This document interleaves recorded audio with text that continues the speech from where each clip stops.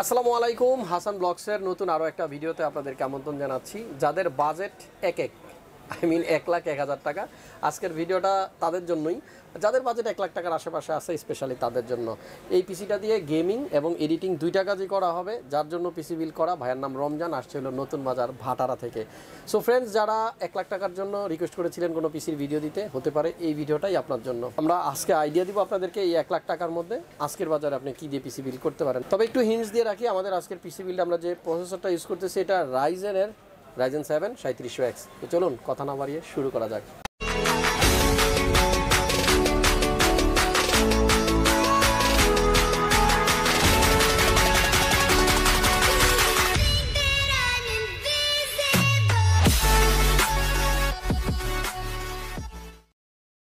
তো বন্ধুরা, যাকে দেখতে পাচ্ছেন আমার সামনে, ভাইয়ের নামই কিন্তু রমজান, আর রমজান ভাইয়ের সাথে আছে আরেক ছোট ভাই। একটু কথা বলি ভাইয়ের সাথে। কেমন আছেন আপনি? আলহামদুলিল্লাহ, আল্লাহর রহমতে ভালো আছি।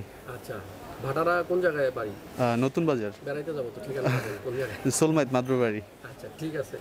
তো এই যে পিসি বিল করতেছেন, আম্মু তো আছে সাথে? জি জি। পিসির টাকা কি দিল আব্বু না আম্মু? আব্বু আম্মু দুইজনই। জি। পিসি দিয়ে এডিটিং করবেন প্লাস গেমিংও করবেন মানে? জি। এখন যে গ্রাফিক্স কার্ড নিয়েছেন এটাতে কি ভালো গেম খেলা যাবে? Most probably.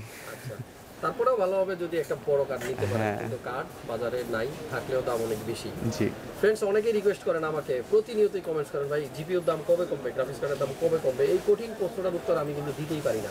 তার একটাই কারণ, বাইরের দেশে যদি দাম কমেও যায় আমাদের দেশে কমতে একটু সময় লাগে, আপনারা জানেন। কারণ বাংলাদেশ এবং ইন্ডিয়াতে যে প্রোডাক্টের প্রাইস হঠাৎ করে বাড়ে সেটা কমতে একটু টাইম লাগে।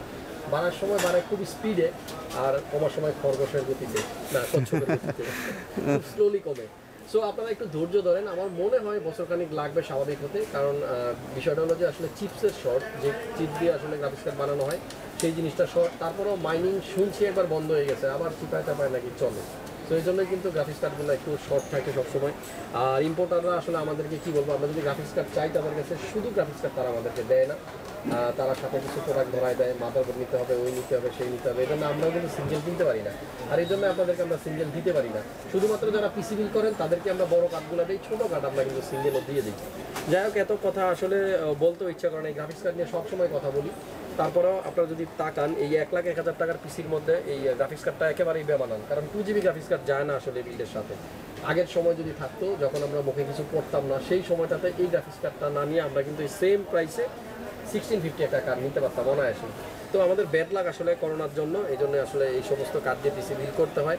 আর এটা নিয়েও অনেক পেজে আমি দেখি ট্রল করে যে এত দামি পিসিতে এই কার্ড কেন।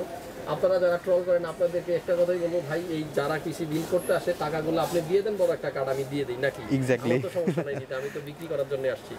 আচ্ছা, যাই হোক, অনেক কথা বলে ফেললাম। ভাইয়ার মানে কি করতেছেন আপনি? স্টুডেন্ট না স্টুডেন্ট? ফ্রিল্যান্সিং জানেন? না, ট্রাই করতেছি, বিগিনার। গ্রাফিক্সের কাজগুলো শিখেন।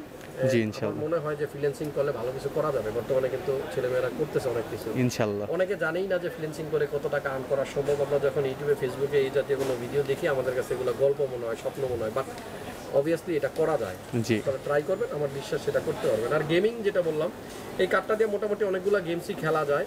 তবে আমরা সবসময় আসলে কেনার সময় একটু বেশি কিনতে চাই, যতটা কাজ জানি তার থেকে বেশি কিনে রাখতে চাই, এটা আমাদের অভ্যাস। ওই ভাই তো কথাই বলতেছে না, ভাইয়ের সাথে একটু কথা বলি। কি নাম আপনার? জি, পায়েল। পায়েল ভাই, ভালো আছেন? জি ভালো আছি, আপনি কেমন আছেন? আমরা একটু ফ্রি আছি, আমাদের আশেপাশে লোকজন কম, নয়েজও কম, এই জন্য কিন্তু সকাল সকালই একটা ব্লগ করতেছি। আর ভাই রিকোয়েস্ট করতেছি ভাই একটা ব্লগ করেন।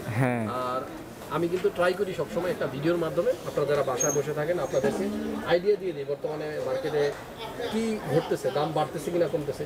ছোট্ট করে একটু গুড নিউজ দিতে চাই, র্যামের দাম কিন্তু কমতেছে, অলরেডি কিছু কমছে, আরও কমবে।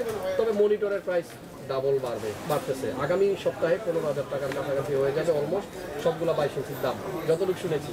যাই হোক, ভালো থাকবেন ভাইয়া, দোয়া করবেন আমার জন্য। আর আমি চাই আমার সাবস্ক্রাইবার যারা আছে, আমার ফ্যান ফলোয়ার আছে, সবাই আমার কাছে আসবেন পিসি বিল করার জন্য না, দেখা করলেন, ভাই ব্রাদার মানুষ দেখা হলো, এই তো।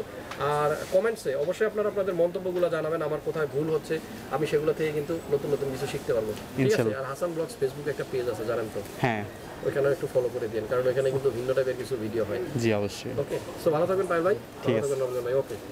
বন্ধুরা, আজকের ভিডিও শুরু করার আগেও একটু ক্রেডিট দিতে চাই ক্যামেরার পিছনে যে সবসময় কষ্ট করে মামুনের নাম না বললে আসলে এটা কেমন দেখা যায়। মামুন সবসময় আমাকে হেল্প করে ক্যামেরার পিছনে, সবাই ওর জন্য একটু দোয়া করবেন। দিনকাল ভালো যাচ্ছে না মামুনের। আমরা দেখাবো রমজান ভাইয়ের পিসিতে আমরা কী কী কম্পোনেন্ট ইউজ করতেছি। প্রথমে প্রসেসরটা দিয়ে শুরু করি, কারণ প্রসেসরটাই যেহেতু একটা পিসির মেইন। এই Ryzen 7 3700X একটা প্রসেসর আমাদের আজকের বিল্ডে আছে, আর এই প্রসেসরটাতে থাকে 8 কোর 16 থ্রেড।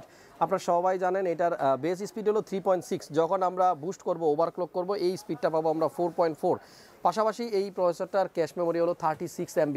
সো যারা গেমিং, এডিটিং, ফ্রিল্যান্সিং এই সমস্ত কাজ করেন তাদের জন্য কিন্তু Ryzen 7 3700X আমার মনে হয় এটাই বেশি, এর থেকে বেশি আসলে লাগে না। আমাদের আজকে বিল্ডে যে মাদারবোর্ডটা দেখতে পাচ্ছেন টাফ গেমিংয়ের B550+, এটা হলো আপনার আসুসের একটা মাদারবোর্ড, এবং সবাই জানেন যে টাফ গেমিং তারপরে রগ স্টিক্স এই বোর্ডগুলো কিন্তু বিশেষ করে যারা গেমার আছেন তাদের ফার্স্ট চয়েস। সো এই 550 মাদারবোর্ডটা থাকতেছে। একটা ইনফরমেশন দিই আজকের ভিডিওতে, যেটা আমার লেক মনে হয়েছে, যে এখানে আমরা চাইলে একটা 980 Pro স্যামসাংয়ের NVMe M.2টা ইউজ করতে পারতাম, যেটা রিড স্পিড 7000+ Mbps, আর সেটা ইউজ করতে পারলে আমার মনে হয় একেবারেই বেস্ট স্পিডটা ওনারা পাইতো। বাট বাজেটের কারণে আমরা বাধ্য হয়েছি সেখানে অন্য একটা M.2 ইউজ করতে। আর তাছাড়া 980 Proটা মার্কেটও কিন্তু একটু শর্ট আছে। আমাদের এই মাদারবোর্ডের পাশাপাশি আমরা র্যাম কি ইউজ করতেছি, আজকে কিন্তু আমরা র্যাম ইউজ করবো T-Force Delta। আপনারা দেখতে পাচ্ছেন 8GB, এটা কিন্তু 8GB করে 16GB দুটা র্যাম। সো 16GB র্যাম থাকবে আমাদের আজকের বিল্ডে, 8GB। আর যারা নন 8GB নিতে চান, পারফরমেন্স কিন্তু সেম থাকবে, শুধু 8GBতে গেলে একটু লাইটিং হবে, এছাড়া কোনো পার্থক্য নেই। সেম বাস সেম স্পিড। আমাদের আজকের বিল্ডে একটা SSD আমরা ইউজ করতেছি, একটু আগেই বলেছি। আপনারা দেখতে পাচ্ছেন যে এখানে স্যামসাং ইউজ করলে ভালো হতো। আমরা আজকে ইউজ করতেছি হলো EX900, এটা হলো 250।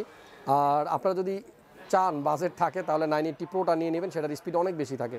একটা হার্ড ডিস্কও কিন্তু আছে, যেহেতু স্টোরেজ দরকার কাজের পিসিগুলোতে আমরা NVMeর পাশাপাশি একটা সেকেন্ডারি স্টোরেজও ইউজ করার কথা বলি। সিগেট ব্র্যান্ডের 1TB বারাকোটা একটা হার্ড ডিস্কও আছে। আমি কিন্তু অনেক কষ্ট করে আপনাদের প্রত্যেকটা কম্পোনেন্টের প্রাইস লিখে দিই প্রত্যেকটা ভিডিওতে, চেষ্টা করি। আমার মনে হয় না অন্য কোনো ইউটিউব চ্যানেলে আপনারা এই জিনিসটা পাবেন। সো এই ভিডিওগুলো যখন দেখবেন একটা লাইক দিয়ে রাখেন, যাতে করে আমার এই কষ্টগুলো সার্থকতা পায়। আমাদের আজকের বিল্ডে থাকবে চমৎকার একটা কম্পিউটার কেস, ডিপকুল ব্র্যান্ডের। বর্তমানে ম্যাক্সিমাম পিসিগুলো আমরা ডিপকুল দিয়ে বিল্ড করতেছি। এর বিল্ড কোয়ালিটি পাশাপাশি লুকিং এবং পারফরমেন্সের দিক থেকে সব দিক দিয়ে বিচার বিশ্লেষণ করলে কিন্তু ভালো একটা কেস।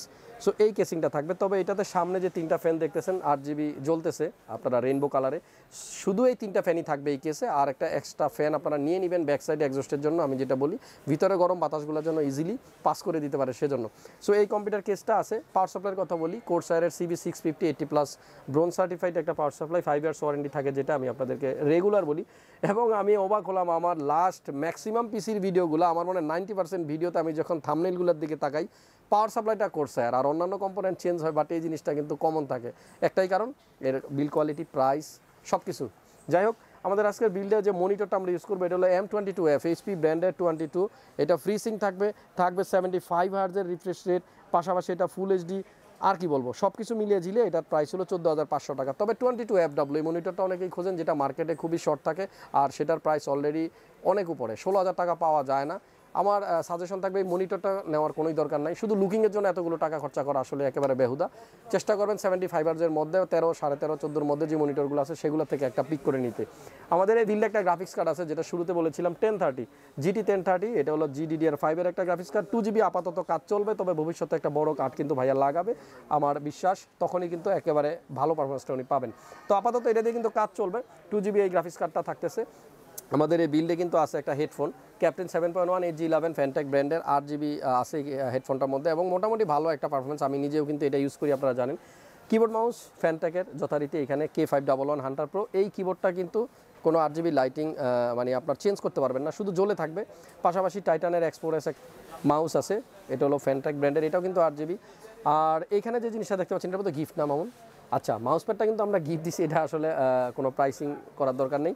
সো এখানে যতগুলো কম্পোনেন্ট দেখালাম আপনাদেরকে, সব কিছু মিলিয়ে আমাদের বাজেট 1,01,000 টাকা। যাদের বাজেট 1 লাখ টাকার আশেপাশে, যারা চান ফ্রিল্যান্সিং, গ্রাফিক্স, এডিটিং এই সমস্ত কাজবাজ করবেন, তাদের জন্য এরকম একটা পিসি আপনারা বানিয়ে নিতে পারেন। আরেকটা সাজেশন দিয়ে ভিডিওটা শেষ করব, যখনই একটা কম্পিউটার কেস আপনারা চুজ করবেন, খেয়াল রাখবেন এই কেসটার এয়ার ফ্লো কীরকম, কারণ এয়ার ফ্লো যত ভালো থাকবে, পিসির কম্পোনেন্টগুলো ভিতরে ভালো থাকবে তো বেশি।